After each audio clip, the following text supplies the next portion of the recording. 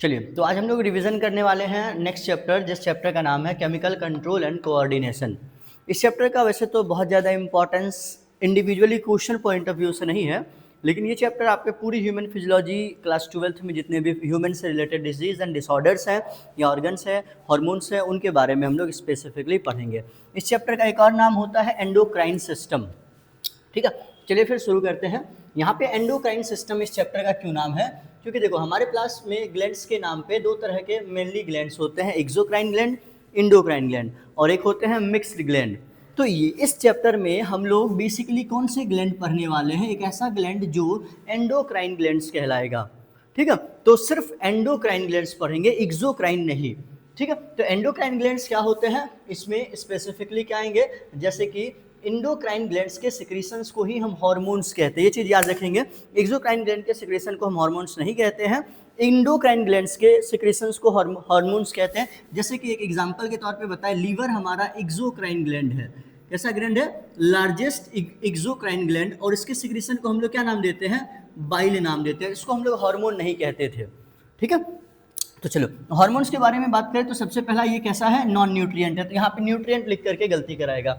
एक ऐसा chemical date act intercellular, यहाँ पे इंट्रासेलुलर लिख के गलती कराएगा। तो ये दो पॉइंट याद रखेंगे, यहाँ पे इंटर वर्ड है, यहाँ पे ऐसे इंट्रासेलुलर लिख करके गलती कराएगा। तो ये गलती अपने को नहीं करनी है, इंट्रासेलुलर नहीं है। एक नॉन न्यूट्रिएंट की जगह न्यूट्रिएंट और दूसरा इंट्रासेलुलर की जगह इंट्रा लिख करके गलती कराएगा। चलिए नेक्स्ट, अब हम लोग लोकेशंस वाइज बात करें तो हमारे बॉडी में कौन कौन से जगह पे, तो ऊपर से ऐसे हम नीचे की तरफ चलेंगे, फिर लोकेशन आपको क्लियर होगा। तो सबसे पहले ऊपर में हमारे पास जो ग्लैंड है हेड वाले पोर्शन में, तो आपका हेड में है हाइपोथैलेमस, पिट्यूटरी और पीनियल ग्लैंड। ये तीनों के तीन ग्लैंड आपके किस रीजन में है, ऐसे रीजन वाइज याद रखेंगे तो याद रहेगा, हेड में। फिर उसके बाद रिमेनिंग्स ये दो ग्लैंड आपका किस जगह पे है, तो ये आपका नेक रीजन में है। कहाँ पे है? नेक। थायराइड और पैराथायराइड कहाँ है? नेक में। फिर अगर हम आए चेस्ट वाले बात करें तो चेस्ट में है हमारा एब्डोमिनल ग्लैंड, सॉरी चेस्ट में है थाइमस ग्लैंड, और एड्रीनल ग्लैंड और पेनक्रियाज, ये दोनों के दोनों हमारे एब्डोमिनल रीजन में है। ठीक है, और ये गोनैड्स जो है ये हमारे पेल्विक रीजन में है। तो आप अपने बॉडी को ऊपर से नीचे की तरफ सीक्वेंस में देखेंगे तो चीजें याद रहेगी। हेड में 3 है, हाइपोथैलेमस, पिट्यूटरी, पीनियल, जबकि नेक में 2 है, थायराइड, पैराथायराइड, और फिर चेस्ट में 1 ग्लैंड है, थाइमस। फिर एब्डोमेन में 2 ग्लैंड है, एड्रीनल और पेनक्रियाज। पेनक्रियाज मिक्स्ड ग्लैंड होता है, ये प्रॉपर एंडोक्राइन या एक्सोक्राइन नहीं है। ठीक है, इंडोक्राइन में भी आता है, इसलिए हम लोग यहाँ पे पढ़ रहे हैं। फिर हम लोग पढ़ेंगे ग्लैंड्स, गोनैड्स, गोनैड्स में जो कि पेल्विक रीजन में पाए जाते हैं। अब एक एक करके यहीं से हम लोग पढ़ते हैं, और सबसे पहले हम शुरुआत करते हैं हाइपोथैलेमस को। तो हाइपोथैलेमस का एक नाम होता है, जल्दी से बताओ, सब लोग ध्यान से बोलेंगे, बताओ क्या नाम है इसका? मास्टर ग्लैंड या master of the master gland? Master या मास्टर ऑफ द मास्टर? हाँ बताओ, मास्टर या master of the master? Master of the master इसको कहा जाता है। मास्टर ग्लैंड कौन होता है? पिट्यूटरी है आपका मास्टर ग्लैंड। ये क्या होता है? पिट्यूटरी को भी ये कंट्रोल करते हैं, इसीलिए इसको क्या कहते हैं? मास्टर ऑफ द मास्टर, या इसी को एक और नाम दिया जाता है सुपरिटेंडेंट ग्लैंड। ठीक है, तो चलो नेक्स्ट, हाइपोथैलेमस की जो सिक्रेशंस है, हार्मोन्स हैं, वो 3 तरह से मेनली होंगे।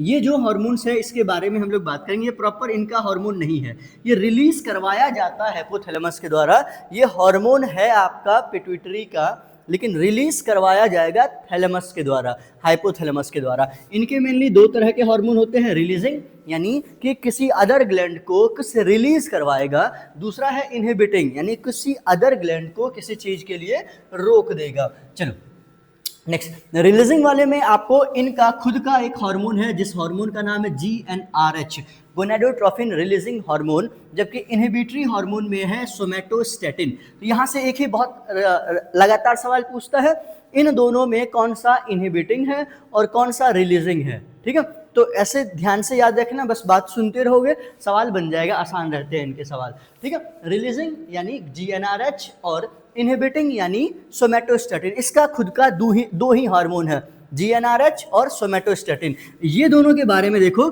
ये हार्मोन्स हैं, ट्रांसपोर्ट किए जाते हैं और स्टोर्ड रहते हैं पिट्यूटरी में।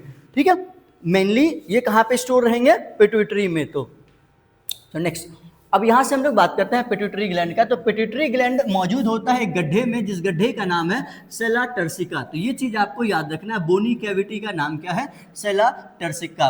और उसके बाद ये हाइपोथैलेमस से अटैच्ड होते हैं by the help of a stock. तो ये आप देख पा रहे हैं, ये है आपकी हाइपोथैलेमस, फिर ये वाला पार्ट आपका पिट्यूटरी वाला ग्लैंड है, ठीक है।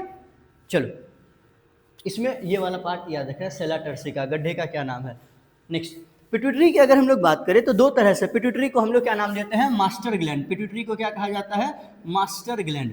अगर हम पिट्यूटरी की बात करें तो दो तरह से पिट्यूटरी को बांटा जाता है, एक को कहते हैं एंटीरियर पिट्यूटरी, दूसरे को कहते हैं posterior pituitary. Anterior pituitary further दो भाग में बटे हुए होते हैं, आगे वाले पोर्स डिस्टालिस, फिर मिड वाला पार्स इंटरमीडिया, और न्यूरो हाइपोफाइसिस को हम लोग फिर लास्ट में नाम देंगे, ठीक है। चलो तो सिंपली पोस्टीरियर पिट्यूटरी और एंटीरियर पिट्यूटरी। एंटीरियर पिट्यूटरी दो भाग में बटे हैं, पार्स डिस्टालिस और पार्स इंटरमीडिया। इसमें आपको याद क्या रखना है, सिर्फ इसके हार्मोन को नाम याद रख लेंगे, इसका हार्मोन यानी न्यूरो हाइपोफाइसिस का हार्मोन का नाम याद रख लेंगे, और वो है आपके एडीएच यानी वेसोप्रेसिन और ऑक्सीटोसिन। और दूसरा एक इसका याद रखेंगे एमएसएच, मेलाटोनिन स्टिमुलेटिंग हार्मोन। बाकी रिमेनिंग्स जितने भी हार्मोन्स आ जाएंगे वो सब कौन से कहाँ से रिलीज किए जाते हैं, पार्स डिस्टालिस वाले पार्ट से। बस इतना से याद रखें, एडीएच, ऑक्सीटोसिन, एमएसएच, बाकी 5-6 जितना भी आ जाएगा सब इसमें। तो इसको याद करने के बजाय आप इन दोनों को याद कर लीजिए, रिमेनिंग्स जितने भी हार्मोन हो जाएंगे जिसके लास्ट में एसएच लगा रहे वो अक्सर पार्स डिस्टालिस वाला पार्ट माना जाता है। चलो नेक्स्ट, पार्स डिस्टालिस यानी इंटीरियर पिट्यूटरी की अगर हम बात करें तो इंटीरियर पिट्यूटरी का जो खुद का हार्मोन्स है, जो कि हम नाम देते हैं सोमैटोट्रोफिन, या इसी को नाम देते हैं ग्रोथ हार्मोन। तो यहाँ पे अक्सर क्या गलती कराया जाता है, जो हम गलतियाँ करते हैं वो है सोमैटोट्रोपिन और सोमैटोस्टैटिन को देख कर हम लोग कंफ्यूज हो जाते हैं। देखो सोमैटोट्रोफिन क्या है, ग्रोथ हार्मोन है, जबकि सोमैटोस्टैटिन क्या है, ग्रोथ इनहिबिटिंग हार्मोन है। तो यहाँ पे ध्यान देंगे, प्रोलैक्टिन, ये प्रोलैक्टिन वाला जो हार्मोन्स है, ये हार्मोन क्या ये बनाता है, नहीं, ये स्टिमुलेट करवाता है, ठीक है, स्टिमुलेट। फिर क्या करेगा, थायराइड को स्टिमुलेट कराएगा तो टीएसएच, एड्रिनल कॉर्टेक्स यानी cortex part of adrenal gland को रिलीज करवाएगा एसीटीएच, ठीक है। फॉलिकल यानी आप जानते हैं कि 12th में आपने पढ़ा एफएसएच और एलएच, यानी ये सब के सब पांचों छह पार्ट किसका पार्ट है, एंटीरियर पिट्यूटरी का। तो ये याद रखने से ज्यादा बेहतर होता है कि आपको क्या याद रख लीजिए, पार्ट्स इंटरमीडिया का पार्ट याद रख लीजिए और लास्ट वाला पार्ट पोस्टीरियर पिट्यूटरी का याद रखेंगे। चलो अगर हम इसके फंक्शंस की बात करें तो सबसे पहला फंक्शन है बॉडी ग्रोथ। अब यहाँ अगर ये चीजें ग्रोथ के लिए काम है और बहुत ज्यादा सिक्रीट हो जाए तो जाइगेंटिज्म, बहुत कम सिक्रीट हो तो ड्वार्फिज्म। जैसे देखो ये इसमें ग्रोथ हार्मोन बहुत ज्यादा सिक्रीट हो गया है तो जाइगेंटिज्म, इनमें बहुत कम सिक्रीट हुआ है तो ड्वार्फिज्म, ठीक है, कोई दिक्कत। यानी ग्रोथ हार्मोन के ज्यादा सिक्रीशन से क्या होगा, जाइगेंटिज्म, और कम सिक्रीशन से क्या होगा, ड्वार्फिज्म। अब यहाँ पे एक और वर्ड आता है जाइगेंटिज्म और एक्रोमेगाली में हम लोग क्या डिफरेंस समझते हैं। देखो एक्रोमेगाली और जाइगेंटिज्म, इन दोनों में एक चीज आपको ध्यान रखना है, यहाँ पे भी क्या है, ओवर सिक्रीशन ही है, लेकिन इसमें अंतर क्या है, यही चीज अगर एडल्ट में हो तब हम इसको एक्रोमेगाली कहेंगे और किसी में भी रैंडम किसी पीपल में हो तो जाइगेंटिज्म कहेंगे। तो ये वर्ड को खाली ध्यान रखना, एडल्ट वाला, यानी अगर ओवर सिक्रीशन किस में हो, एडल्ट में हो तो वो क्या कहलाएगा, एक्रोमेगाली, याद रहेगा, A for adult, A for acromegaly. बाकी किसी में हो तो जाइगेंटिज्म कहलाएंगे। जैसे ये आप देख सकते हैं, इसमें होता क्या है, बॉडी का कोई भी पार्ट एक्स्ट्रा ग्रोथ कर जाता है, स्पेसिफिकली माउथ वाला एरिया होता है, तो इसको देख करके आपको द ग्रेट खली का याद आ रहा होगा, ऐसा ही कुछ उसका भी मुंह है। तो क्यों है वो, क्योंकि उनमें ज्यादा सिक्रेशन हो गया, over secretion of growth hormones हो गया है, तो हम खली को क्या कह सकते हैं, एक्रोमेगाली, जाइगेंटिज्म नहीं कहेंगे उसको। जाइगेंटिज्म और एक्रोमेगाली में क्या डिफरेंस है, जाइगेंटिज्म में जिस भी बॉडी का ग्रोथ होता है प्रॉपर पूरे बॉडी पार्ट का ग्रोथ होता है, ऐसा नहीं कि सिर्फ हाथ या सिर्फ पैर का, जबकि सिर्फ अगर माउथ वाले पार्ट ज़्यादा लंबे हो जाए तो वो एडल्ट में होता है, इस पार्ट को हम नाम देते हैं एक्रोमेगाली। डिफरेंस याद रहेगा, अगले टेस्ट में गलती नहीं करोगे, इस क्वेश्चंस बता दे रहे हैं।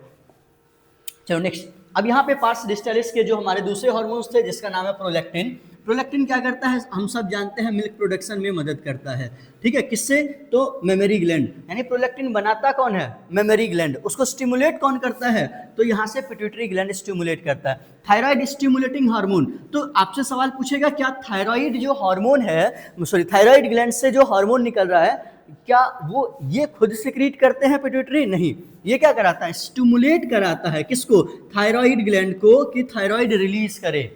क्या ये खुद रिलीज करता है, नहीं, यानी अगर सपोज मैं हूं आपका पिट्यूटरी, तो मैं थायराइड से कह रहा हूं कि थायराइड ग्लैंड से तुम थायराइड रिलीज करो, तो मैं खुद नहीं कर रहा हूं, यानी ये सब जिनमें भी ये सब वर्ड लगा रहे ये स्टिमुलेट कर रहा है। क्या प्रोलैक्टिन खुद, आप बताओ, पिट्यूटरी सिक्रीट करता है, नहीं, सिक्रीट कौन करता है, मेमरी ग्लैंड, लेकिन इसको स्टिमुलेट कौन करता है, हाँ, तो जल्दी से एक सवाल का जवाब दो, हमने किसको नाम दिया था, मिल्क प्रोड्यूसिंग हार्मोन किसको कहा जाता है, फीमेल में, सॉरी, मिल्क प्रोड्यूसिंग किसको कहा जाता है, प्रोलैक्टिन को, और मिल्क इजेक्टिंग हार्मोन किसको कहा जाता है, मिल्क इजेक्टिंग हार्मोन, हाँ, ये है आपका ऑक्सीटोसिन और ये है आपका प्रोलैक्टिन, ठीक है, तो ये याद रखेंगे, इजेक्टिंग के लिए ऑक्सीटोसिन है, प्रोड्यूसिंग के लिए आपका प्रोलैक्टिन है, तो ये वर्ड को ध्यान से रखेंगे। फिर है एड्रिनल ग्लैंड के कॉर्टेक्स वाले पार्ट से जो रिलीज कराएगा वो भी इसको स्टिमुलेट करेगा, खुद नहीं रिलीज करेगा, स्टिमुलेट कर रहा है ये, ठीक है। चलिए नेक्स्ट, अब हमारे पास है एफएसएच। आप जानते हैं एफएसएच की अगर हम लोग बात करें तो मेल में ये स्पर्मेटोजेनेसिस में मदद करता है और फीमेल में ओवेरियन फॉलिकल्स के डेवलपमेंट में मदद करता है, जो कि हम लोग मेंस्ट्रुअल साइकिल में पढ़े थे, ठीक है। ओवेरियन फॉलिकल्स के डेवलपमेंट में मेल में स्पर्मेटोजेनेसिस में, ठीक है।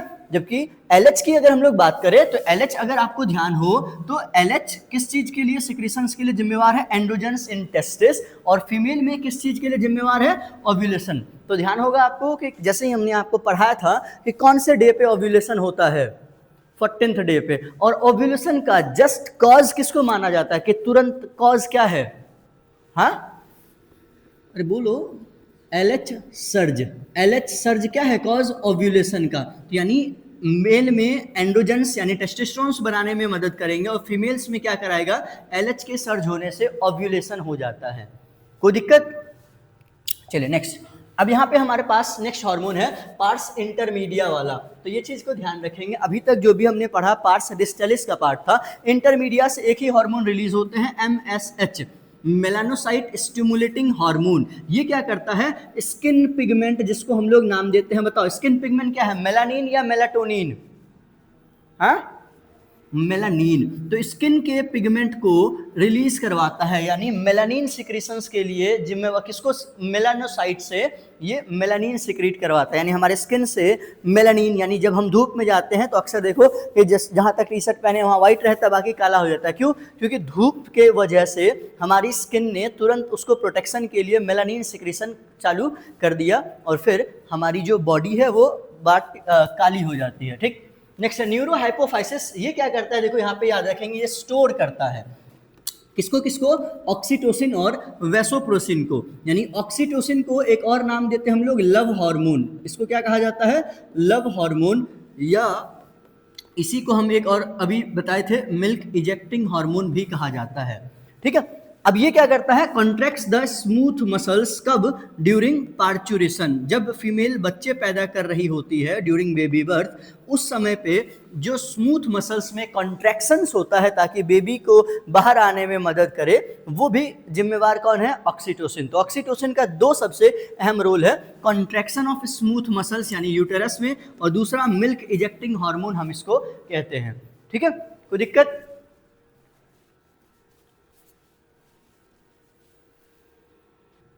चलो नेक्स्ट है हमारे पास में न्यूरो हाइपोफाइसिस। अगर हम न्यूरो हाइपोफाइसिस की बात करें तो ये सबसे हमारा इसका दूसरा नाम क्या होता है, न्यूरो हाइपोफाइसिस का दूसरा नाम है पोस्टीरियर पिट्यूटरी।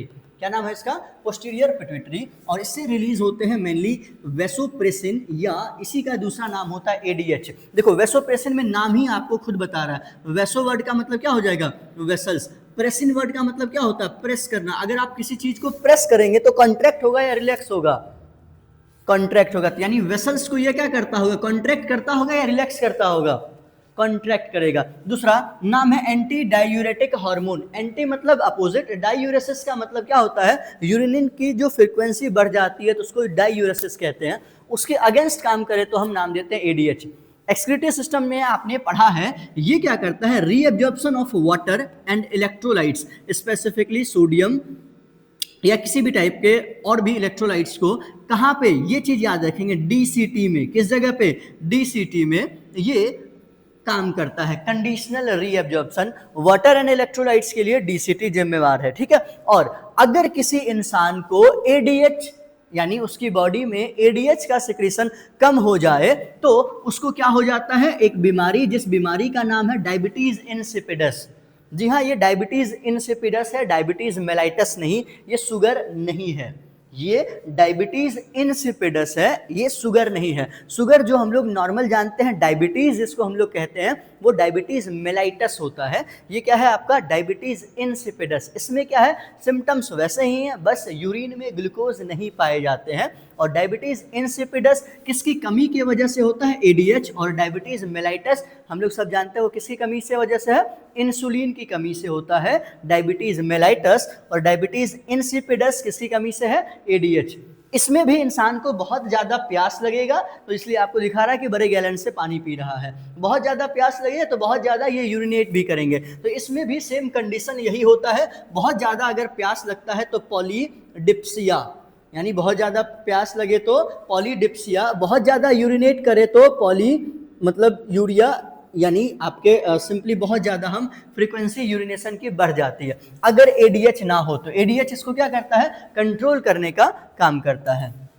नेक्स्ट, अब हमारे पास ये है पीनियल ग्लैंड। पीनियल ग्लैंड की अगर हम बात करें तो ये हमारी स्मॉलेस्ट इंडोक्राइन ग्लैंड है। क्या है, स्मॉलेस्ट इंडोक्राइन ग्लैंड है। ये सिक्रीट करती है हार्मोन, जिसके हार्मोन का नाम है मेलाटोनिन, या इसके हार्मोन्स को हम कहते हैं, ये हमारी बॉडी का रिदम, सर्काडियम रिदम को कंट्रोल करता है। सर्काडियम रिदम का मतलब 24 घंटे में आप कौन सी एक्टिविटी करते हैं, कितने बजे सोते हैं, कितने बजे उठते हैं, आपकी बॉडी का टेम्परेचर क्या होगा। आप अगर 9 बजे लगातार 10 दिन सोने जाए तो 11वें दिन से 9 बजे नींद आने लगेगा। 6 बजे जगने लगे तो ऑटोमेटिकली 6 बजे जगने लग जाएगा। आप 2 से 5 आपका नीट होगा। अगर 2 से 5 आप रोज सोएंगे तो आपकी बॉडी उस दिन एक्टिवेट नहीं हो पाएगी। इसलिए 2 से 5 में बिल्कुल भी अपने आप को एक्टिव रखना है और कमर सीधी रखनी है 2 से 5 के बीच में, क्योंकि आपको नीट देना है। और ये चीज़ हमारे लिए बॉडी में, बॉडी के अंदर कौन डायरी मेंटेन कर रहा है, मेलाटोनिन। और ये सिक्रीट किसके द्वारा किया जा रहा है, आपके पीनियल ग्लैंड से सिक्रीट करता है। और पीनियल ग्लैंड सबसे स्मॉलेस्ट ग्लैंड होती है, ठीक है। बच्चों में ये वाले ग्लैंड का साइज की अगर हम बात करें तो बच्चों में जब हम जन्म लेते हैं तो जो बच्चे हैं यानी चाइल्ड इन्फेंट की बात करें तो उसमें साइज इसकी सबसे बड़ी होती है। फिर जैसे ही हम एडल्ट होते हैं फिर साइज कम हो जाता है, और फिर जैसे ही हम बूढ़े हो जाते हैं ये एकदम ही घट जाता है। इसीलिए आप देखते हो कि बच्चे मतलब 24 घंटे में 16 घंटे 17 घंटे सो ही रहे होते हैं, ठीक है। जबकि बूढ़े लोगों को देखो कि मतलब वो 3 बजे 4 बजे उठ के आपको परेशान करने लग जाते हैं। तो मतलब सिंपल सी बात ये है कि बूढ़ों में ऐसा क्यों है, क्योंकि उनका पीनियल ग्लैंड का साइज छोटा हो गया। जितना ज़्यादा छोटा होगा पीनियल ग्लैंड का साइज उतना कम नींद आएगा, और जितनी बड़ी साइज होगी पीनियल ग्लैंड की उतना अच्छा नींद आएगा। तो अभी तुम लोग का तो बहुत बड़ा साइज क्या होगा, नहीं खूब सोते हो तुम लोग तो, ठीक है। और ये वाला मेंस्ट्रुअल साइकिल को भी मतलब करता है। अब कैसे करता है इसको देखो। आप देखेंगे जनरली एक फीमेल जो दूसरे फीमेल के साथ सो रही है, उनके साथ सोने से भी मेंस्ट्रुअल साइकिल इफेक्ट पड़ता है। जैसे कि मान लो कि एक फीमेल जो अभी मेंस्ट्रुअल साइकिल यानी उनका ब्लीडिंग डेज चल रहा है और उसके साथ में कोई दूसरे फीमेल सो रही है, जनरली क्या होता है मम्मी और बेटी एक साथ सो रही है, तो उस केस में क्या होता है दोनों के जो पीरियड्स का ड्यूरेशन है वो फ्लक्चुएट हो जाता है। और वो क्यों हो पाता है, क्योंकि उसके पीछे भी हमारा ये वाला जिम्मेवार है पीनियल ग्लैंड। तो इसलिए भी कहा जाता है कि जनरली 2 एडल्ट फीमेल को नहीं सोना चाहिए कंपैरेटिवली साथ में। चलो अब नेक्स्ट हमारे पास ग्लैंड है थायराइड। नेक्स्ट ग्लैंड जिसका नाम है थायराइड। थायराइड को हम कहते हैं largest endocrine gland. Largest endocrine gland कौन सा आपका, थायराइड। लेकिन अगर यहीं पे आपसे सवाल में पूछे लार्जेस्ट एक्सोक्राइन ग्लैंड क्या है या largest gland of the body किसको कहा जाता है, एक्सोक्राइन ग्लैंड कह लो या पूरी तरह से ग्लैंड के मामले में सबसे बड़ी ग्लैंड कौन सी है आपके बॉडी की, लीवर होती है। लीवर हमारे बॉडी का सबसे बड़ी साइज का ग्लैंड होता है, चाहे वो एक्सोक्राइन कह लो या एंडोक्राइन। एक्सोक्राइन में दोनों में सबसे बड़ी यही है, एक्सोक्राइन में भी बड़ी है, ग्लैंड में भी सबसे बड़ी आपकी लीवर ही होती है। थायराइड के ग्लैंड्स को हम लोग दो लोब्स में बांटते हैं। ये आप देखेंगे, ये आपका नेक है, दो लोब्स में है, और इनके बीच में जो ये स्ट्रक्चर्स है, जो ब्रिज का काम करता है इन दोनों को जोड़ने वाला, उस ब्रिज लाइक स्ट्रक्चर को हम स्थमस कहते हैं। क्या नाम देते हैं? स्थमस। ये वाले पार्ट को स्थमस कहते हैं। और ये दो हो गया आपका थायराइड का लोब। अभी सवाल पूछेंगे, ध्यान रखना, ठीक है। थायराइड ग्लैंड सिक्रीट करता है, ये मेनली बने हुए होते हैं फॉलिकल्स एंड स्ट्रोमल टिश्यू से। ये आपसे कोई नहीं पूछेगा, सवाल आपसे ये पूछता है कि जो हमारे थायराइड्स के दोनों ग्लैंड हैं वो किस चीज से जुड़े हुए हैं, उसका क्या नाम है। तो ये नाम आपसे पूछता है, स्थमस, ठीक है, स्थमस वाला नाम आपसे पूछेगा। चलो नेक्स्ट। अब यहाँ पे जो थायराइड के हार्मोन्स हैं, उनके दो तरह के हार्मोन्स होते हैं। एक का नाम है T3 हार्मोन और दूसरे का नाम है थायरोकैल्सिटोनिन। थायरोकैल्सिटोनिन, इन दोनों ही हार्मोन में देखो, T3 में आप याद रखेंगे, यहाँ पे T3 में टेट्रा आयोडोथायरोक्सिन, टेट्रा आयोडोथायरोनिन। रोको तो,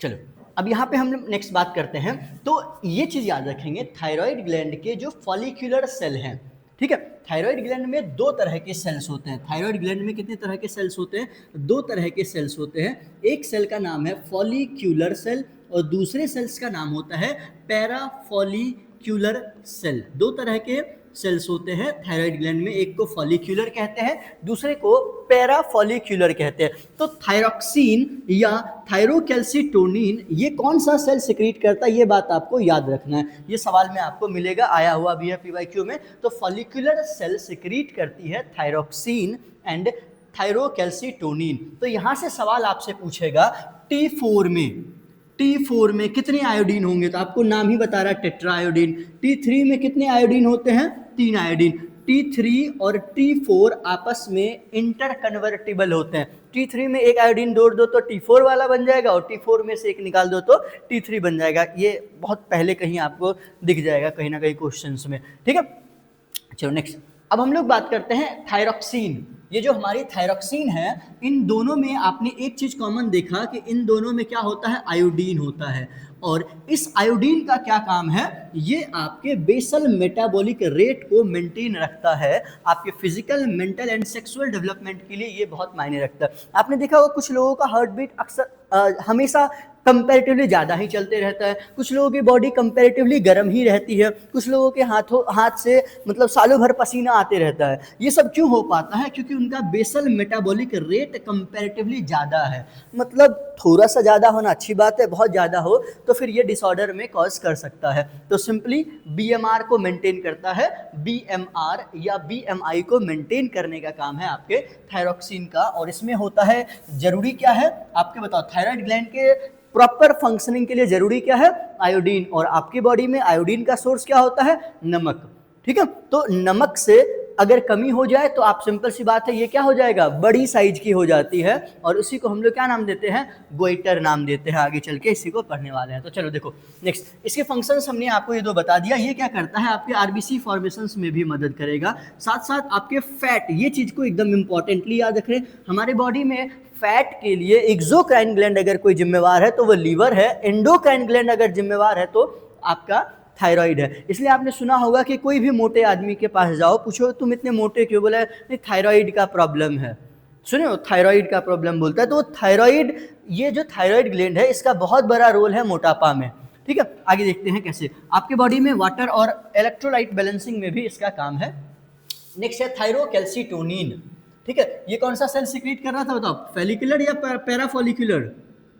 चलो नेक्स्ट, ये याद रखेंगे, ये कैसा हार्मोन है? ये एक पेप्टाइड हार्मोन है, प्रोटीनेशियस हार्मोन है, या इसी को हम लोग नाम देते हैं पेप्टाइड हार्मोन। ये क्या करता है? आपके बॉडी में यानी ब्लड में अगर कैल्शियम लेवल बढ़ गया है तो कैल्शियम लेवल को कम करता है।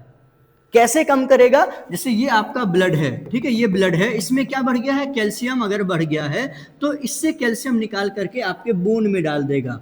क्या कर देगा, बोन में डाल देगा कैल्शियम। कैल्शियम डालने का काम है किसमें, बोन में। तो ये एकदम याद रखेंगे, आगे चल के हम पढ़ेंगे कि कोई है जो बोन से निकाल करके ब्लड में डालेगा। कैल्सिटोनिन क्या करता है आपका, सॉरी थायरोकैल्सिटोनिन क्या करता है, टीसीटी, याद रखेंगे टीसीटी कहां पे कैल्शियम को बढ़ाएगा, ब्लड में बढ़ाएगा या बोन में बढ़ाएगा, बताओ।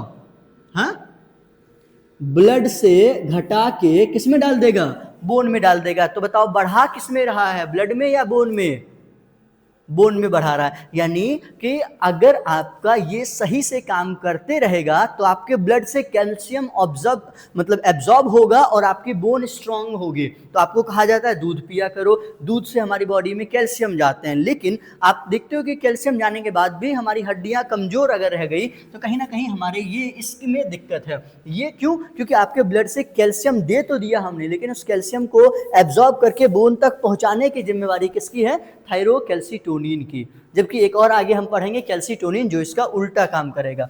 चलो नेक्स्ट, अब यहां से देखो, ये चीज सबसे ज्यादा इंपॉर्टेंटली बच्चे लॉजिकली सोचने लगते हैं और गलती कर जाते हैं। हाइपोथायरॉयडिज्म, हाइपो मतलब क्या होता है, कम, हाइपो मतलब क्या होता है, कम। यानी थायराइड ग्लैंड का सिक्रीशन अगर कम हो जाए तब क्या होता है, गोइटर होता है। आपके मन में लगता है यार सर ये बढ़ गया है, तो कहीं ना कहीं हम दिमाग लगाते हैं अगर थायराइड ग्लैंड बढ़ रहा है तो ज्यादा हो गया होगा। जनरली हम लोग ये सोचते हैं कोई चीज बढ़ रहा है क्योंकि ज्यादा हो गया, लेकिन यही याद रखेंगे क्या हो रहा है, थायराइड गोइटर कब होता है, जब आयोडीन की कमी हो, जब किसकी कमी हो, हाइपोथायरॉयडिज्म हो। तो यानी डिफिशियंसी ऑफ आयोडीन, ये अगर फीमेल में हो जाए तो क्या करता है, इरेगुलर कर देगा मेंस्ट्रुअल साइकिल को। और हाइपोथायरॉयडिज्म अगर बच्चों में हो तो उसकी प्रॉपर ग्रोथ नहीं हो पाती है। इस बच्चों के प्रॉपर ग्रोथ ना होने को हम नाम देते हैं क्रेटिनिज्म।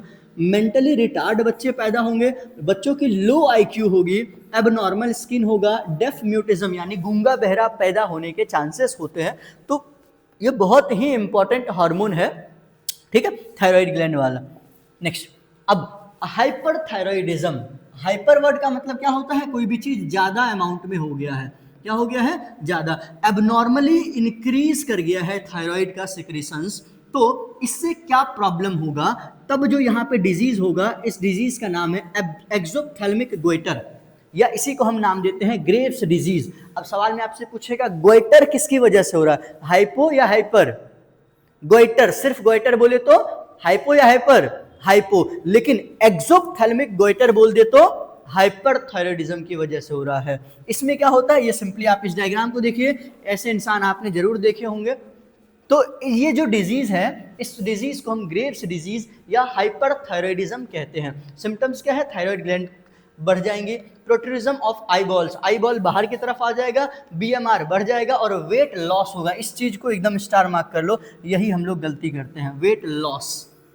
थायराइड के जनरली आपने देखा होगा किसी को बोलते हुए कि आपका वेट क्यों बढ़ रहा है, तो फीमेल में अक्सर ये होता है, तो फीमेल कहते हैं मेरा थायराइड बढ़ गया है। नहीं, थायराइड बढ़ गया है इसका मतलब वो कहना चाह रहे थायराइड ग्लैंड बढ़ गया है। लेकिन ओवरऑल थायराइडिज्म कैसा है, ये हाइपरथायरॉयडिज्म से वेट क्या होता है, लॉस होता है, ये चीज याद रखेंगे। हाइपोथायरॉयडिज्म से वेट गेन होता है, तो ये चीज हम लोग अक्सर गलती करते हैं। हाइपो से वेट गेन होगा, मतलब आपका वजन बढ़ रहा है, इसका मतलब हाइपोथायरॉयडिज्म या हाइपरथायरॉयडिज्म, हाइपो। और वेट अगर लॉस हो रहा है तो उसका रीजन क्या है, हाइपर। ये एकदम अच्छे से याद रखना, हम आपको दे रहे हैं फिर भी आप भूल जाएंगे। याद रखेंगे, वेट अगर आपका बढ़ रहा है तो थायराइड कम है आप में, हाइपोथायरॉयडिज्म के शिकार हैं आप। वेट अगर बढ़ रहा है तो हाइपो, वेट अगर घट रहा है तो हाइपर। याद रहेगा, इसको एकदम अच्छे से याद रखना। और दूसरा आपका गोइटर और एक्सोप्थेल्मिक गोइटर में क्या डिफरेंस है। नेक्स्ट, अब यहाँ पे हमारे पास नेक्स्ट ग्लैंड है, जिस ग्लैंड का नाम है पैराथायरॉयड ग्लैंड। तो ये है आपकी थाइमस, ठीक है, थाइमस ग्लैंड, सॉरी ये है आपका थायराइड ग्लैंड, सॉरी थायराइड, ये आपका थायराइड ग्लैंड है। थायराइड ग्लैंड के बीचों बीच स्ट्रक्चर्स होते हैं, वन इन ईच थायराइड, जिस ग्लैंड को हम नाम देते हैं पैराथायरॉयड ग्लैंड। यानी थायराइड के बीचों बीच मौजूद है जिस ग्लैंड को हम नाम देते हैं पैराथायरॉयड ग्लैंड। ये ग्लैंड की अगर हम लोग बात करें तो 4 gland present on back side of the thyroid gland, एक इधर एक पीछे, एक इधर एक पीछे, तो इस तरह से 4 है। इसके जो हार्मोन्स हैं इसको हम लोग नाम देते हैं पैराथायरॉइड, या इसी का एक और नाम होता है कैल्सीटोनिन। इसी का ही नाम क्या है? कैल्सीटोनिन। ठीक है, ये चीज याद रखेंगे। थायराइड के अंदर पैराथायरॉइड है या पैराथायरॉइड के अंदर थायराइड है? थायराइड बड़ी है या पैराथायरॉइड बड़ी है? थायराइड बड़ी है। थायराइड के अंदर है पैराथायरॉइड। ठीक है, चलो अब नेक्स्ट हम लोग बात करें पैराथायरॉइड हार्मोन के फंक्शंस की। तो यहाँ पे देखो ये फंक्शंस, ये क्या करता है? इंक्रीज करता है कैल्शियम लेवल। कहाँ इंक्रीज करता है? ब्लड में। यानी ये किसके उल्टा हो गया? याद है आपको किसके उल्टा हुआ? कैल्सीटोनिन किसके अपोजिट काम कर रहा है? थायरोकैल्सीटोनिन के। यानी हम ये कह सकते हैं पैराथॉर्मोन, इसका दूसरा नाम होता है पैराथॉर्मोन, या इसी का दूसरा नाम होता है कैल्सीटोनिन। ये किसके अगेंस्ट काम कर रहा है? बताओ किसके अगेंस्ट काम कर रहा है? हाँ, TCT, थायरोकैल्सीटोनिन के। तो ये सवाल बहुत बार आता है, पैराथॉर्मोन किसमें ब्लड, आपको यही स्टेटमेंट, बस एक वर्ड चेंज करेगा, फिर भी आप देखना गलती करोगे ही करोगे। ब्लड में कैल्शियम बढ़ा रहा है, ब्लड में कैल्शियम बढ़ा रहा है, तो कहाँ से बढ़ाएगा? आपके बोन से ही तो निकालेगा। यानी आपके बोन से कैल्शियम को निकाला और ब्लड में डाल दिया, वो कौन है? पैराथॉर्मोन, या इसी का दूसरा नाम क्या है? कैल्सीटोनिन। ब्लड में कैल्शियम लेवल बढ़ाने वाले को नाम देते हैं कैल्सीटोनिन, और बोन में कैल्शियम लेवल बढ़ाने वाले को नाम देते हैं थायरोकैल्सीटोनिन। याद रहेगा? ठीक है, ये क्या करते हैं? रीअब्जॉर्प्शन बढ़ाएगा कैल्शियम से, कैल्शियम का कहाँ पे? तो नेफ्रॉन्स में बढ़ाएगा, और साथ साथ में आपके बोन से भी निकाल के आपके ब्लड में ये डालता चला जाएगा। नेक्स्ट है अब आपका थाइमस ग्लैंड। इस ग्लैंड के बारे में हमने बहुत अच्छे से पढ़ा हुआ है इम्यूनिटी वाले सेगमेंट में। आओ एक बार सिंपली इसमें क्या क्या याद रखिए। ये एक बाइलोब्ड ग्लैंड है। कैसी ग्लैंड है? बाइलोब्ड ग्लैंड है, कुछ इस तरह से, बिल्कुल ये आपका बाइलोब्ड ग्लैंड है। इसके हार्मोन को हम नाम देते हैं थाइमोसिन, और ये भी नेचर वाइज कैसा है? पेप्टाइड हार्मोन है। ठीक है, पेप्टाइड मतलब प्रोटीनेशियस। आगे चलिए पढ़ेंगे, बहुत इंपॉर्टेंट होता है कि कौन सा हार्मोन पेप्टाइड है या कौन सा हार्मोन लिपिड है।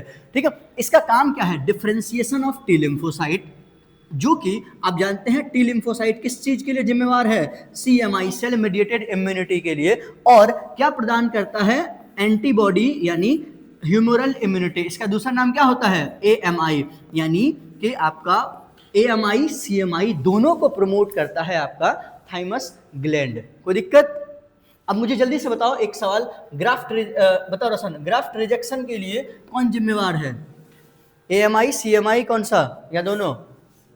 ठीक है, बैठो, गुड। नेक्स्ट, थाइमस क्या होता है? डिजेनरेट हो जाता है किन में? ओल्ड पीपल में। So production of thymosin decreases, और इसीलिए बूढ़े लोगों की इम्यूनिटी धीरे धीरे क्या हो जाती है? वीक हो जाती है। तो जैसे जैसे हम बूढ़े होने लगते हैं तो हमारा नींद कम हुआ, हमारे नेफ्रॉन्स 40 के बाद हर साल 10% डिजेनरेट होने लगते हैं, हमारी इम्यूनिटी वीक होने लगती है, तो फाइनली इस तरह से हम कमजोर होते चले जाते हैं। नेक्स्ट, अब हमारा पार्ट है एड्रिनल ग्लैंड। एड्रिनल ग्लैंड अब हमारा नेक्स्ट पार्ट है, तो आइए हम देखते हैं एड्रिनल ग्लैंड। चलो, अब हमारे पास नेक्स्ट ग्लैंड जो है, जिस ग्लैंड का नाम है एड्रीनल ग्लैंड। हम जानते हैं रीनल वर्ड किसके लिए यूज होता है? किडनी। रीनल वर्ड किसके लिए यूज होता है? किडनी के लिए। और एनाटॉमी में हमने पढ़ा है एड एंड एब वर्ड, एडेक्सियल एंड एबेक्सियल। याद है? एडेक्सियल मतलब क्या होता है? ऊपर या नीचे। एड वर्ड का मतलब होता है अपर, और एब वर्ड का मतलब होता है लोअर। तो इस चैप्टर में हमारा कौन सा है? एड्रीनल ग्लैंड, मतलब एक ऐसा ग्लैंड जो कहाँ पे मौजूद है? ये हमारी किडनी रही, और इस किडनी के ऊपर जो ये ग्लैंड मौजूद है, इसीलिए इस ग्लैंड का नाम है एड्रीनल ग्लैंड। तो किडनी में भी हमने एक चीज पढ़ा था, किडनी के दो पार्ट होते हैं। किडनी के अंदर चले जाओ तो आउटर पार्ट को कॉर्टेक्स कहते हैं, और इनर पार्ट को क्या कहते हैं? मेडुला कहते हैं। ठीक वैसे ही इनको भी दो पार्ट में बांटा गया है। एड्रिनल ग्लैंड को, दो किडनी है तो दोनों के ऊपर इस तरह से मौजूद है, तो इसको भी हमने दो पार्ट में बांटा है, आउटर कॉर्टेक्स, इनर मेडुला। अब एड्रिनल ग्लैंड की अगर हम बात करें तो ये 3 लेयर में डिवाइडेड है। ये सवाल में आता है बाहर से अंदर की तरफ या अंदर से बाहर की तरफ, आपसे पूछ देगा कि बताओ अंदर से बाहर की तरफ या बाहर से अंदर की तरफ। तो याद रखेंगे बाहर से अंदर तरफ जाने का एक ट्रिक है GFR। किडनी में आपने पढ़ा है ग्लोमेरुलस फिल्ट्रेशन रेट। कितना होता है? कितना होता है जल्दी बताओ। GFR कितना होता है? 125 ml पर मिनट। ठीक है, वो GFR से याद रखेंगे। G फॉर जोना ग्लोमेरुलस, जोना सब में कॉमन है। F for fasciculata, R for reticularis. ठीक है, तो सिंपली आपसे लिखने तो कोई देगा नहीं, सिंपली आप GFR याद रखेंगे, लेकिन ये भी याद रखेंगे बाहर से अंदर की तरफ GFR, G for glomerulus, F for fasciculata, R for reticularis. ठीक है, अब इनके जो हार्मोन्स होते हैं, कॉर्टिकॉइड हार्मोन्स, जैसे कि कौन कौन से होते हैं, ग्लूकोकॉर्टिकॉइड्स, जो कि मेनली कौन क्या सिक्रीट करता है, कॉर्टिसोल, या इसी को हम लोग लाइफ सेविंग हार्मोन्स या लाइफ सेविंग इंजेक्शन भी कहते हैं। दूसरे तरह के होते हैं मिनरलो, एक ऐसा पार्ट जो मिनरल्स रिलीज करे, जैसे कि एल्डोस्टेरोन, आप जानते हैं किसके रीअब्जॉर्प्शन के लिए जिम्मेवार है, सोडियम के लिए। और तीसरे पार्ट होते हैं एंड्रोजेनिक कॉर्टिकोकॉइड्स। ठीक है, तो आइए एक एक करके अब इसी के बारे में नेक्स्ट हम लोग देखते हैं। नेक्स्ट, सबसे पहला एड्रिनल ग्लैंड का पहला वाला जो हार्मोन है, जिसका नाम है ग्लूकोकॉर्टिकॉइड्स। तो सिंपल सी बात है, ग्लूको वर्ड आते ही कहीं ना कहीं हम जानते हैं ग्लूकोज क्या है, कार्बोहाइड्रेट है। तो ये किस चीज में मदद करेगा, कार्बोहाइड्रेट के मेटाबॉलिज्म में मदद करेगा, और साथ साथ क्या करेगा, ये ग्लूकोनियोजेनेसिस, ग्लूको वर्ड का मतलब ग्लूकोज, नियो मतलब न्यू, जेनेसिस वर्ड का मतलब प्रोडक्शन, नए ग्लूकोज के प्रोडक्शन में मदद करेगा, यानी ग्लूकोनियोजेनेसिस। दूसरा वर्ड है लाइपोलाइसिस, लाइपो मतलब लिपिड, लाइसिस का मतलब तोड़ना, लिपिड को तोड़ने में मदद करेगा, ग्लूकोज को बनाने में मदद करेगा। प्रोटियोलाइसिस, प्रोटीन को तोड़ने में मदद करेगा। तो यहाँ से याद रखें, बनाने में क्या, नया ग्लूकोज बनाएगा, लेकिन लिपिड और प्रोटीन को क्या करता है, तोड़ने में मदद करेगा। उसके बाद ये क्या करता है, इनहिबिट करता है, किसके अपटेक को, अमाइनो एसिड्स के अपटेक को इनहिबिट करेगा, मतलब रोकेगा। तो देखो, ग्लूकोनियोजेनेसिस, ग्लूकोज बनाया, लिपिड तोड़ा, प्रोटीन तोड़ा, अब प्रोटीन को तोड़ रहा है, लेकिन साथ साथ में cellular Uptake of amino acids को भी रोक देगा। हमारे कार्डियोवैस्कुलर सिस्टम और किडनी के सिस्टम को ये प्रमोट करता है, मेंटेन करता है। कैसे, अगर आप कभी गौर करके देखे होंगे, मूवीज वगैरह में ही दिखाया जाता है, जब भी कोई इमरजेंसी कंडीशन में बहुत भयानक एक्सीडेंट हुआ रहता है या एकदम से हार्ट अटैक आता है, तो डॉक्टर तुरंत से एक इंजेक्शन निकाल करके डाल देता है। वो जो इंजेक्शन होता है वो कोई और नहीं बल्कि वो कौन सा हार्मोन होता है, उसमें होते हैं कॉर्टिसोल, जिसको हम लाइफ सेविंग ड्रग्स भी कहते हैं। कोई भी डॉक्टर जो इमरजेंसी मरने से बचाने के लिए लास्ट इंजेक्शन यूज करता है वो है कॉर्टिसोल। अगर कॉर्टिसोल के इंजेक्शन के बाद अगर बच गया तो बच गया, वरना वो नहीं बचेगा। क्यों, देखो एक्सीडेंट की वजह से आरबीसीज खत्म हो गए हैं, तो आरबीसीज मतलब कम हो गए हैं, उसको भी बढ़ाने में मदद करेगा, आपके ब्लड वेसल्स को डायलेट करेगा, इन्फ्लेमेशन से रोकेगा। और फिर अगर आपको हार्ट अटैक वगैरह हुआ है तो भी ये आपके हार्ट की एक्टिविटी को अचानक से पंप करने लगता है, इसीलिए इसको हम लोग लाइफ सेविंग ड्रग्स या लाइफ सेविंग इंजेक्शन कहते हैं। तो सिंपल सा बात याद क्या रखना, ग्लूकोकॉर्टिकॉइड्स का हार्मोन का नाम है कॉर्टिसोल। कॉर्टिसोल, ये वाला पॉइंट सबसे ज़्यादा सवाल आता है, ग्लूकोनियोजेनेसिस में मदद करेगा, लाइपोलाइसिस लिपिड को तोड़ेगा, प्रोटीन को तोड़ेगा, आपके हार्ट की एक्टिविटीज को कंट्रोल करता है, किडनी को, आरबीसी प्रोडक्शन में, ये वाला पॉइंट आपको याद रखना है, आरबीसी प्रोडक्शन में भी मदद करता है। ठीक है, चलिए नेक्स्ट।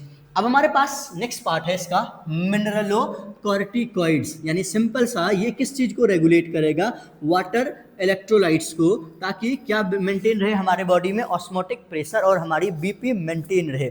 जबकि हम जानते हैं, क्योंकि इसमें एक ही पॉइंट आपको याद रखना है, aldosterone reabsorption of sodium and water को मदद करता है, कहाँ पे, डीसीटी में। किस जगह पे, डीसीटी में, याद रखेंगे डीसीटी में, पीसीटी लिख के गलती कराएगा आपको। ठीक है, और secretion of potassium ion and ammonium ion, potassium ammonium phosphate ions को सिक्रीशंस में मदद करता है। लेकिन ओवरऑल याद क्या रखना, ग्लूकोकॉर्टिकॉइड्स के हार्मोन का नाम कॉर्टिसोल, सबसे ज़्यादा सवाल उसी पे आएगा। इस पे एक ही सवाल, एल्डोस्टेरोन किसका हार्मोन है, मिनरलोकॉर्टिकॉइड का, क्या करता है, सोडियम और वाटर के रीअब्जॉर्प्शन में मदद करेगा, किस जगह पे, डीसीटी में। बस एक सवाल इसमें यही आएगा। चलिए नेक्स्ट। अब यहाँ पे हमारे पास नेक्स्ट है एंड्रोजेनिक कॉर्टिकॉइड्स, यानी ये सिंपली हार्मोन्स आप याद रखेंगे, जब हम एडोलेसेंस की तरफ जा रहे होते हैं, एडल्ट हो रहे होते हैं, तो हमारे एक्सियल हेयर, प्यूबिक हेयर या फेसेस पे जो हेयर्स आ रहे होते हैं, उन सारे हेयर्स के लिए जिम्मेवार है आपका कौन सा हार्मोन, एड्रिनल कॉर्टेक्स का एंड्रोजेनिक, एंड्रो वर्ड जानते हैं, एंड्रोलॉजी यानी कि हम लोग सेक्सुअल यानी एंड्रोलॉजी मेल्स के लिए हम लोग इस्तेमाल करते हैं, एंड्रोलॉजी। ठीक है, मेल्स के डॉक्टर को हम लोग एंड्रोलॉजी कहते हैं।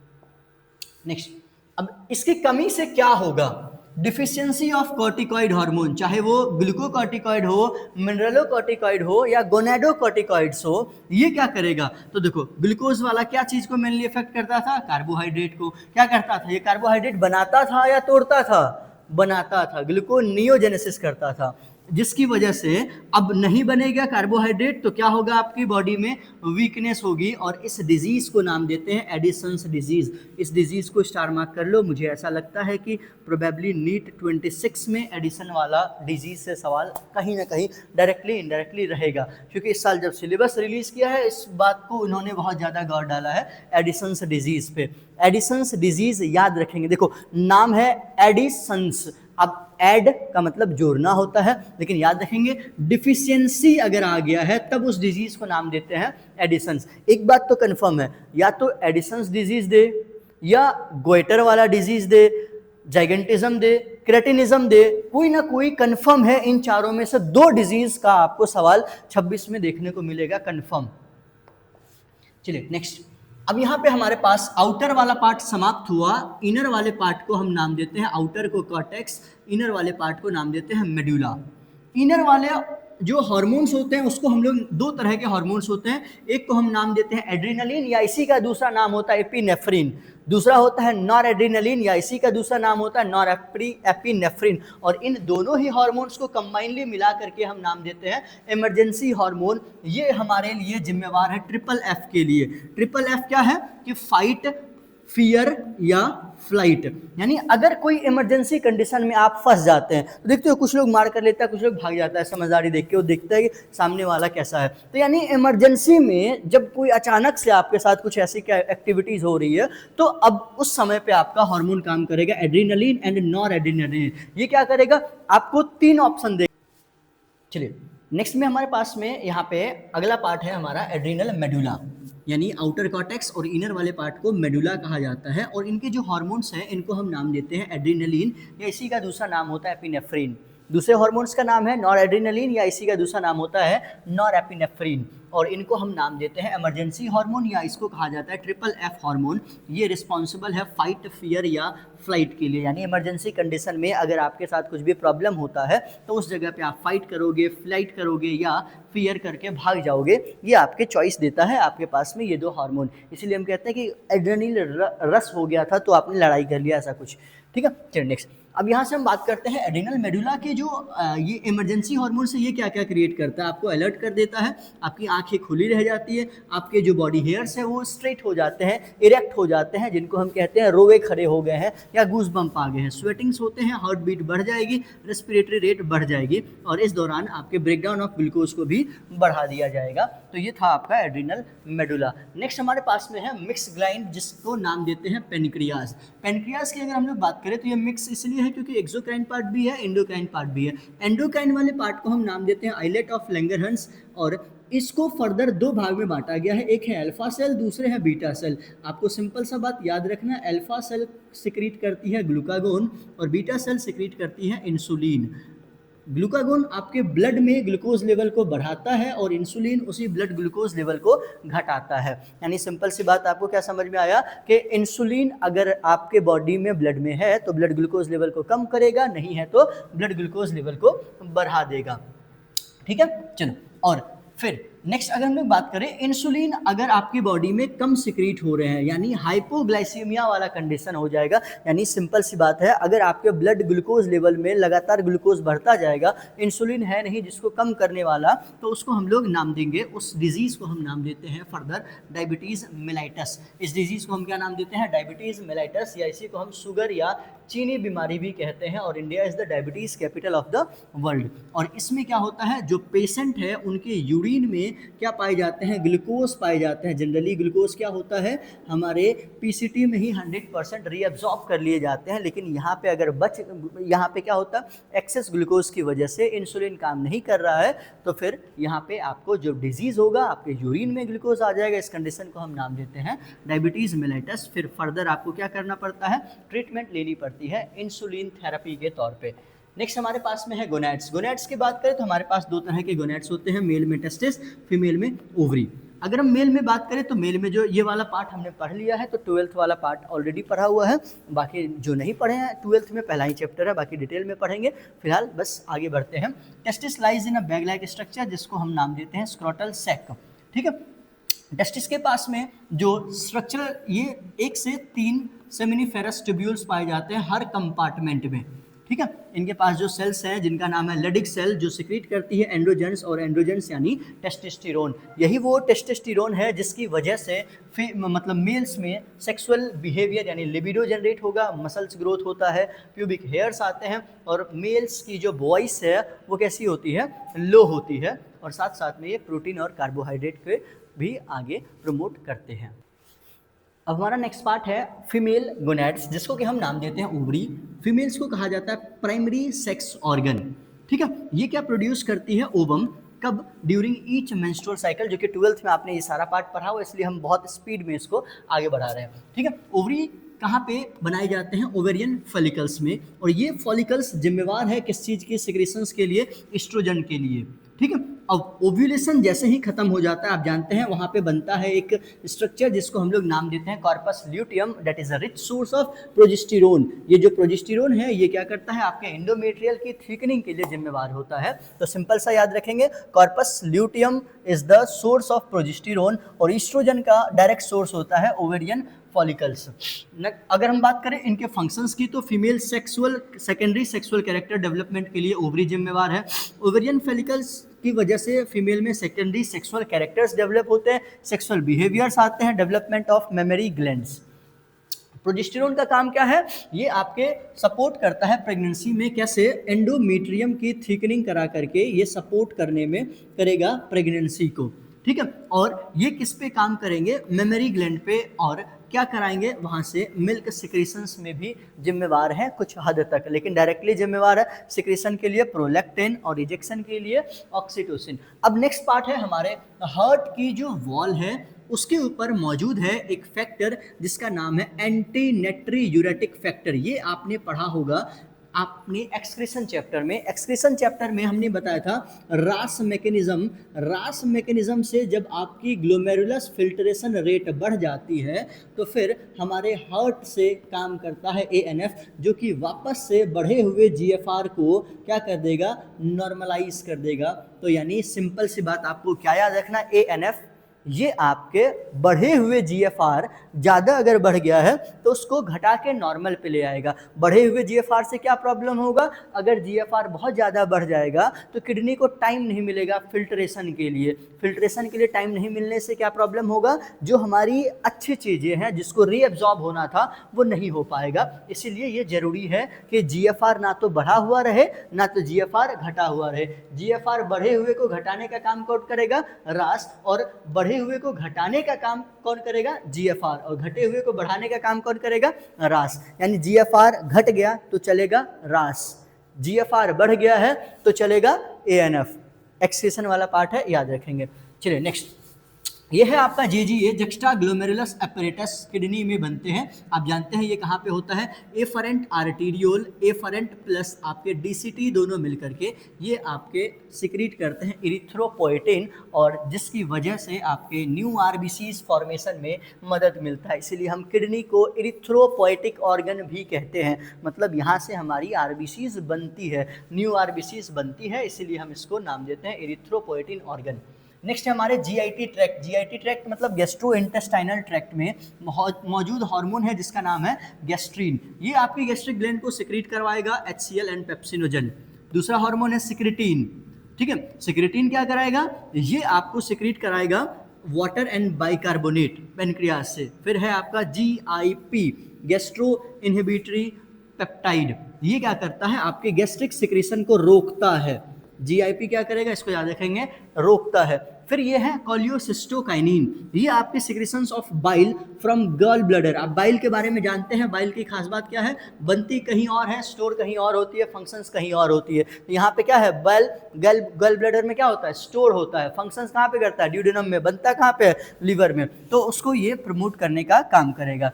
नेक्स्ट, अब यहाँ से सवाल है, इसको समझते हैं, hormones of heart, kidney and GIT tract. ठीक है, सेवरल अदर हार्मोन्स, बहुत सारे ऐसे और भी हार्मोन्स है जो नॉन एंडोक्राइन है, वो भी ग्रोथ फैक्टर्स की तरह काम करते हैं। ठीक है, जो कि जरूरी है हमारे normal growth and body repairing and regeneration के लिए।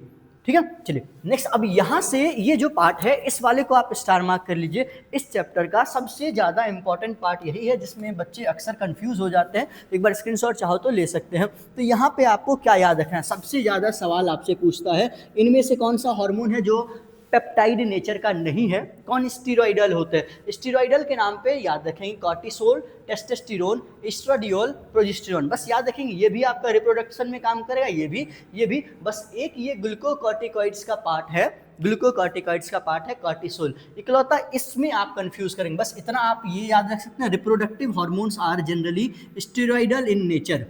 ठीक है, और रिमेनिंग्स जितने भी आपको आ जाएंगे सबको याद रखेंगे पेप्टाइड होते हैं। आयोडीन वाला आपको याद है, थायराइड के जो हार्मोन्स होते हैं T3 T4, तो उसमें आयोडीन होता है, ये आप गलती नहीं करेंगे। अमाइनो एसिड्स वाले एड्रेनलिन एंड नॉर एड्रेनलिन होते हैं। अमाइनो एसिड्स प्रोटीन का पार्ट है, लगभग ये भी ये एक ही है, तो इस दोनों में आपको बहुत ज़्यादा कन्फ्यूजन नहीं है, बस इसको याद रखना। उसमें भी ये वाले पार्ट को अच्छे से सिर्फ याद रखें, cortisol and reproductive hormones are steroidal in nature, ये बहुत इंपॉर्टेंट लाइन है।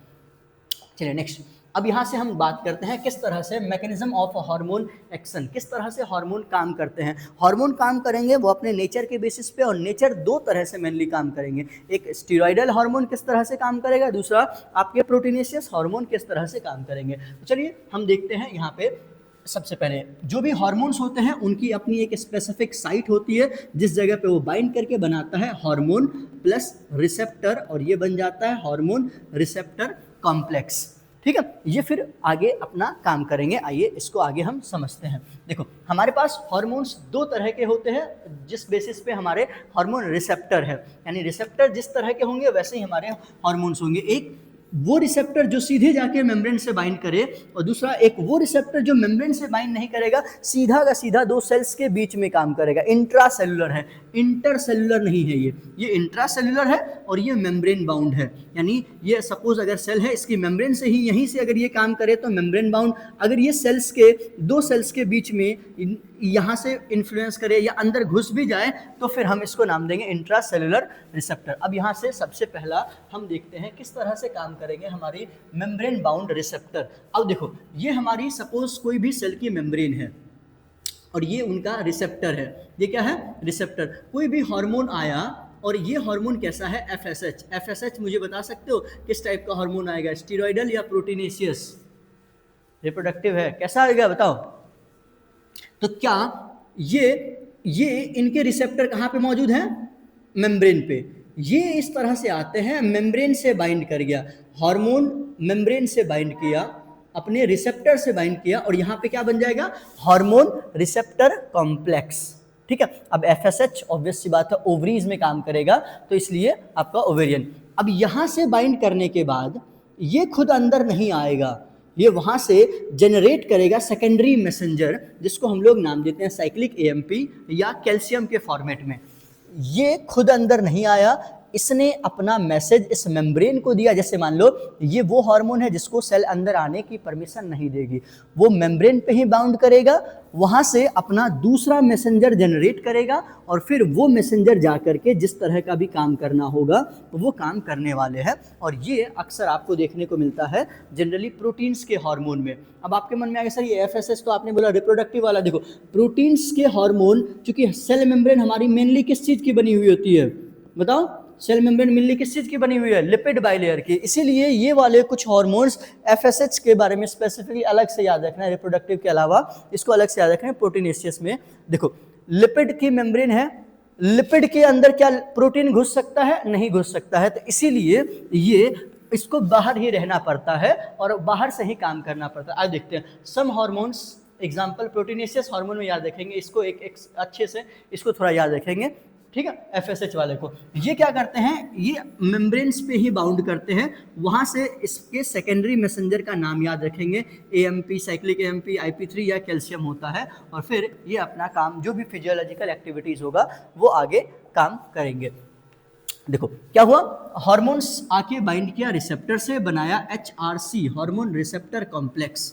फिर उसने जनरेट किया सेकेंडरी मैसेंजर और वहाँ से फर्दर उनके रिस्पॉन्स काम करना शुरू करेंगे।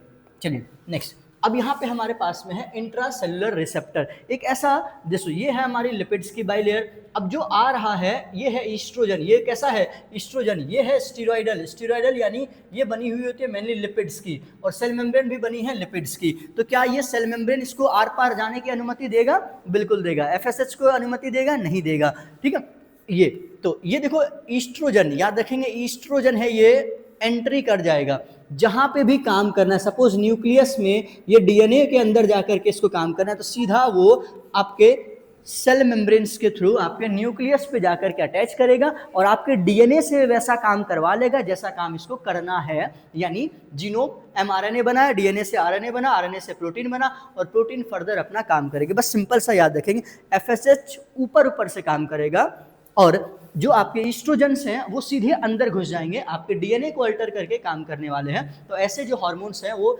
नेचर वाइज जनरली कैसे होते हैं? स्टीरॉयडल इन नेचर होते हैं। कैसे होते हैं? स्टीरॉयडल। यानी सिंपल आपसे पूछे, अभी जो हमने आपको यहाँ पे चार्ट दिखाया था, इस स्टीरॉयडल हार्मोन में आपसे सपोज आपके एनसीईआरटी में ये दिया हुआ है, अब आपसे यहाँ पे सवाल में पूछ दे कि ये वाले हार्मोन टेस्टोस्टेरोन या ईस्ट्रोजन या प्रोजेस्टेरोन ये क्या होंगे? सेल मेम्ब्रेन के अंदर घुसेंगे कि नहीं घुसेंगे? घुसेंगे या नहीं घुसेंगे? स्टीरॉयडल वाला बताओ घुसेगा कि नहीं घुसेगा? घुसेगा ना, लिपिड्स वाला पार्ट है ये घुस जाएगा। अभी इंसुलिन मतलब अभी हमने बताया था ना ईस्ट्रोजन। दूसरे आपके प्रोटीनेशियस हार्मोन जैसे कि इंसुलिन दे दे, ग्लूकागॉन दे दे, पिट्यूटरी ग्लैंड हार्मोन्स, ये देखो एफएसएच पिट्यूटरी वाला है, ठीक है, एलएच वाला हो गया पिट्यूटरी वाला, हाइपोथैलेमिक हार्मोन्स, कोई भी हार्मोन्स, क्या यहाँ पे इनको एंट्री मिलेगी प्रोटीन के मतलब सेल मेम्ब्रेन के अंदर? नहीं, क्योंकि ये प्रोटीन की बनी है तो सेल मेम्ब्रेन को क्रॉस नहीं कर पाएगी।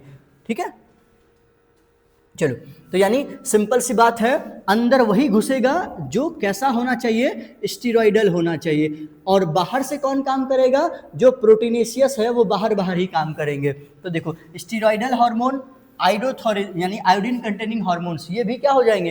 अंदर घुस जाएंगे। अंदर घुसने की अनुमति बस याद रखना किसको नहीं है? प्रोटीनेशियस हार्मोन को अंदर घुसने की अनुमति नहीं है, क्योंकि बाहर में लिपिड्स का गेट लगा हुआ है, प्रोटीन अंदर नहीं जा सकता है। ठीक है, तो इसलिए ये क्या करेंगे? एंटर करेंगे। एंटर करने के बाद आपके डीएनए में जाके अल्टर करेंगे, डीएनए से एमआरएनए बनाएंगे, एमआरएनए से प्रोटीन बनाएंगे, और प्रोटीन फर्दर जो काम करना है वो अपना काम कर लेगी। यानी सिंपली ये हार्मोन्स आएंगे आपके डीएनए में एंटर करेंगे, आरएनए बनाएगी, प्रोटीन बनाएगी, और फिर जिसको जो काम करना है वो अपना काम कर लेगी। तो इस तरह से आपका ये वाला पार्ट चैप्टर समाप्त होता है। धन्यवाद, मिलते हैं नए चैप्टर के साथ।